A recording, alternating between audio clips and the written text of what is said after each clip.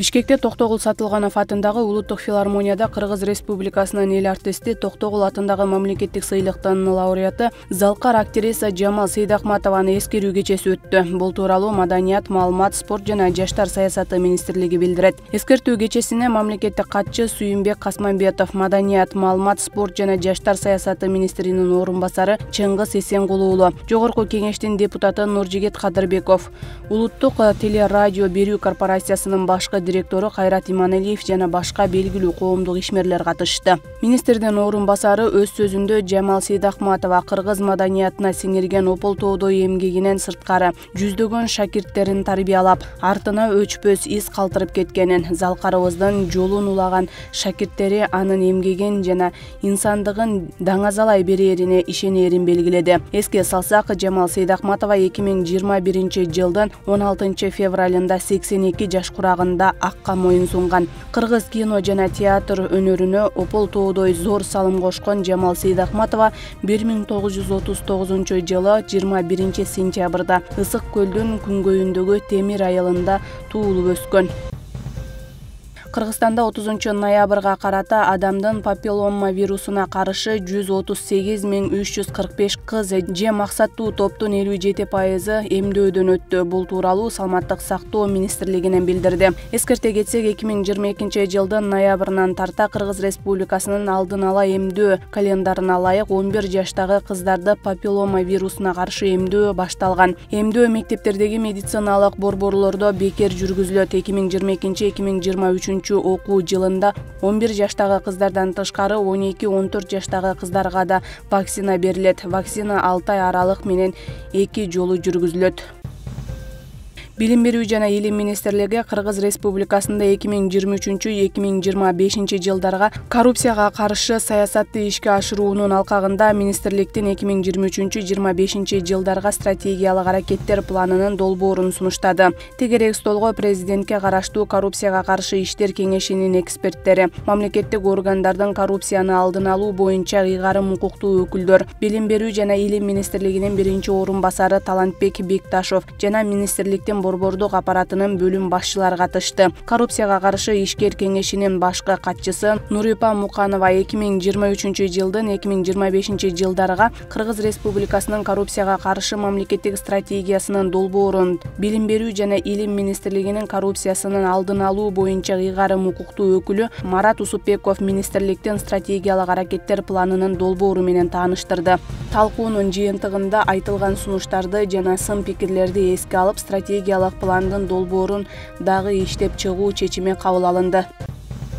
Мындан ары мигранттар иштеген жерине жана режимине карабай өз квалификация көндүмдөрүн өнүгүүсү жана консультация алып туруусу үчүн санарип окуу модулдары иштелип чыгат. Алардын ыңгайлуулуктары үчүн интерактивдик тиркемелер жана жасалма интеллекттин элементтерин колдонуу менен виртуалдуу мониторинг системалары иштелип чыгат. Бул тууралуу бүгүн Бишкектеги мейманканалардын биринде өтүп жаткан жаш эмгек мигранттардын өнүктүрүүнүн вектору, санариптик көндүмдөр жана финансылык сабаттуулук каттуу эл аралык квалификациянын жүрүшүндө белгилүү болду. Маалым болгондой, социалдык жана финансылык инклюзия жана гендердик теңчилик үчүн санариптик билим берүү долбоорунун алкагында бир катар багыттар боюнча кызматкерлерге Кыргыз Республикасынын улуттук квалификация алкагын эске алуу менен квалификациясын жогорулатуу боюнча документтерди алууга мүмкүнчүлүк берүүчү көндүмдөрдү санариптик баалоо жана сертификациялоо куралдары иштелип чыгат.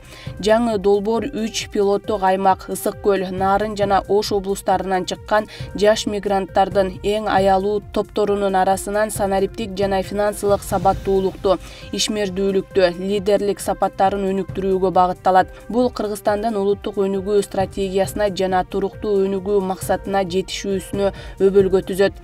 Тышкы миграция процессинин катышуучулары катары жаш мигранттардын үй-бүлө мүчөлөрү, жаш эмгек мигранттардын колдоо багытында иш алып барган мамлекеттик органдар, ошондой эле ар кандай типтеги билим берүү уюмдары, окутуунун модулдарын жана баалоо металлдарын иштеп чыгуу мамлекеттик органдары, чет өлкөлүк жана улуттук эксперттерди, жергиликтүү өз алдынча башкаруу органдарынын өкүлдөрүн, эмгек мигранттарынын диаспораларын, билим берүү уюмдарынын жана башка кызыктар тараптардын активдүү тартуу менен түзүлөт. Кыргыз калкынын тышкы миграцияга чыгуу процесси бир четинен өлкөнүн экономикалык туруктуулугун камсыз кылуучу, экинчи жагынан республиканын социалдык, маданий жана билим берүү чөйрөсү үчүн кыйынчылыктарды жаратуучу эң маанилүү процесстердин бири болуп саналат. Конференциянын жүрүшүндө катышуучулар долбоордун милдеттерин, иш пландарын жана күтүлүп жаткан натыйжаларын талкуулап такташты. Ушул күндөрү Токио шаарындагы көргөзмө борборунда ден соолукка пайдалуу азыктардын, буюмдардын көргөзмөсү өтүп жатат. Аянтчада кыргызстандык товарлар да коюлган. Көргөзмөдө негизинен кыргыз балына кызыгуу жогору болуп жатканы белгиленет. Учурда Японияда жумушчу сапары менен жүргөн министрлер кабинетинин төрагасы Акылбек Жапаров башында турган кыргыз делегациясы дагы аталган көргөзмө менен таанышты. Белгилей кетсек, ушул күндөрү министрлер кабинетинин төрагасы Японияда иш сапары менен жүрөт. Анын алкагында Борбор Азия инвестициялык форумунун ишине катышып, ошондой эле бир катар эки тараптуу жолугушууларды өткөрүүдө. Бишкекте жергиликтүү өз алдынча башкаруу органдарынын кубогу үчүн кичи футбол боюнча мелдеш өттү. Бул тууралуу мамлекеттик кызмат жана жергиликтүү өз алдынча башкаруу иштери боюнча мамлекеттик агенттигинен билдиришти. Билдирүүгө караганда, Каба уулу Кожомкул атындагы спорт ордосунда мелдештин финалы өттү. Буга чейин облустарда тандоо турлары уюштурулуп, Ош облусу Кара Суу району, Баткен облусу Баткен району, Жалал Абад облусу Нокен району, Чүй району Кемин району, Талас облусу Талас району, Нарын облусу Жумгал району, Ысык көл облусу Ак Суу району экинчи баскычка өтүшкөн болчу. Мындан тышкары мамлекеттик кызмат жана жергиликтүү өз алдынча башкаруу иштери боюнча мамлекеттик агенттик жана жергиликтүү өз алдынча башкаруунун союзунан бир команда, республикалык жана облустук маанидеги шаарлардын мэрлеринен бир команда, ошондой эле шаарлардын жергиликтүү кеңештеринин төрагаларынан бир команда финалдык баскычта оюн көрсөтүштү. Тактай кетсек, республикалык мелдешти финалдык баскычында жалпысынан 10 команда катышты. Жыйынтыгында биринчи орунду шаардык кеңештин төрагаларынын командасы, республикалык жана облустук маанидеги, экинчи орунду Ысык көл облусунун Ак Суу райондук командасы, үчүнчү орунду Чүй облусунун Кемин районунун командасы ээледи.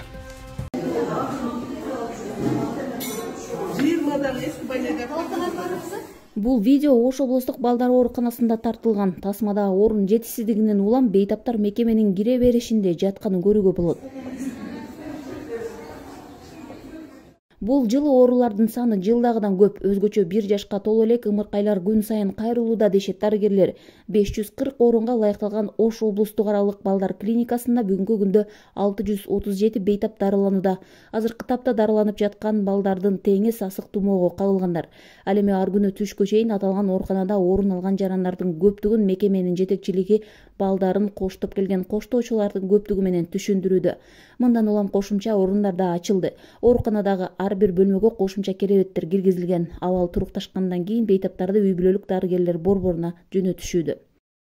Коридорлорго койдук, игровой комнаталарга койдук. 3 кровать коюла турган жерге 4 кровать киргиздик. 2 кровать коюла турган жерге 3 кровать киргиздик. Ошентип 1 жашка чейинки балдарды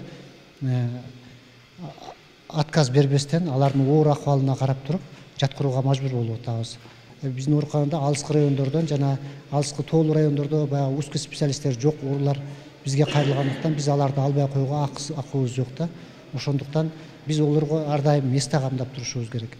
Мына акыркы күндөрү месталар жок, абсолютно. Кичине абалы турукташкан оорулардын бардыгын чыгарып атабыз. Күз айларынын аягында сасык тумоо жана өпкөгө суук тийүү, күчөп чугуштуу ооруларды жуктуруп алгандардын саны артат. Дарыгерлердин айтымында бейтаптар көпчүлүк учурда оору өтүшүп кеткенден кийин гана ооруканаларга кайрылышат. Ал эми ооруканадагы бейтаптарды кабыл алуу үчүн орундардын жетишсиздиги негизги көйгөй болууда. Облустун аймагындагы райондук ооруканаларда кошумча орундар каралбагандыктан облустук ооруканада орундардын жетишсиздиги жаралууда. Мындан улам орундарды кеңейтүү үчүн жаңы оорукана куруу муктаждыгы бар дешет.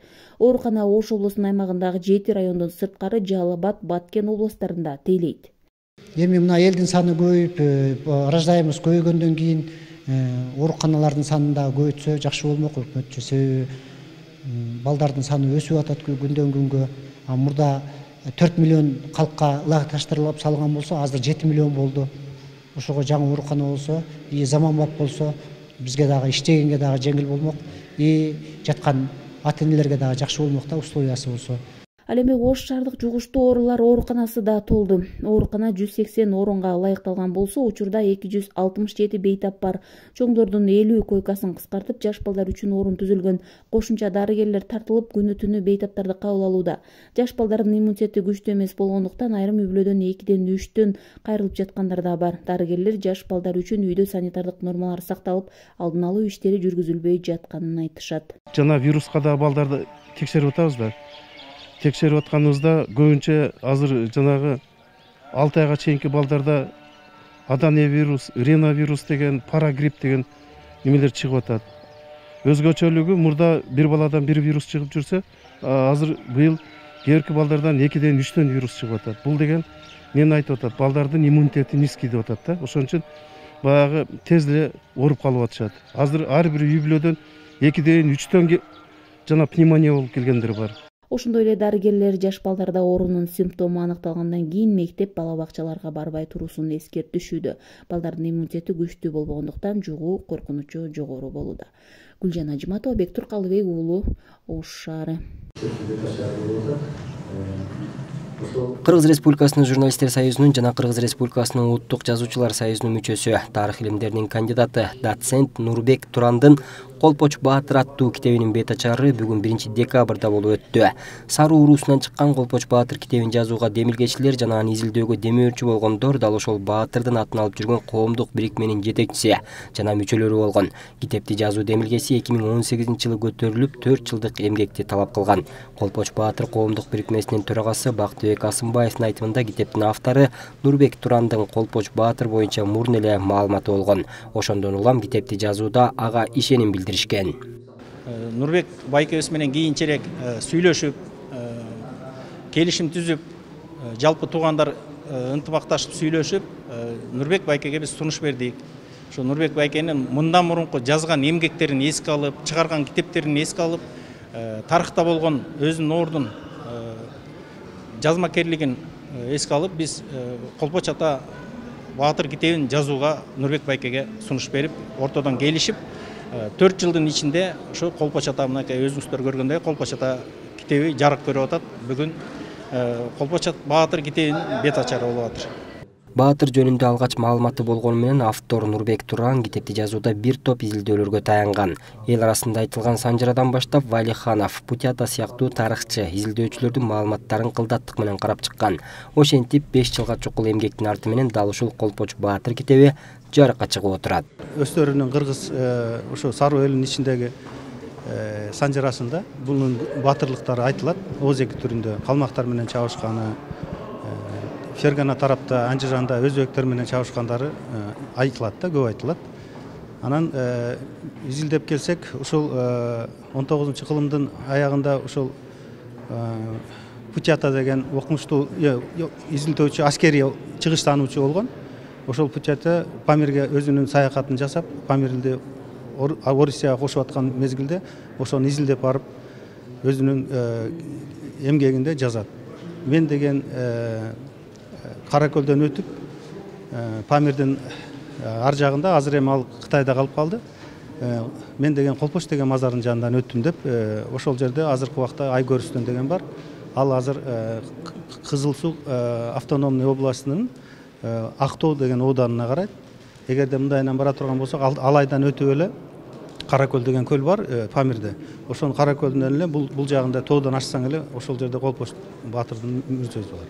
Маалыматтар боюнча Колпоч Баатыр 1705-жылдары жарык дүйнөгө келип, 1975-жылдары калмак жуңгарлар менен болгон кагылыш согушта азыркы Памирде көз жумганы айтылат. Ал Саруу уруусунан болуп, кадимки Эрешимдин чөбүрлөрү экени дагы айтылат. Бакытбек Болсунов, Бакыт Жапаров, Азия ТВ, Бишкек.